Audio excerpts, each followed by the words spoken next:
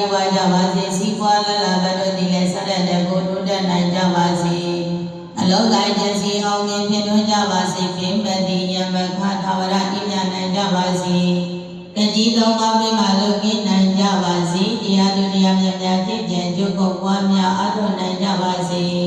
ဤကောင်းမှုဤကုသိုလ်စုစုတို့သည်နိဗ္ဗာန်ရောက်ကြောင်းအာတိတော်ထောက်ပံ့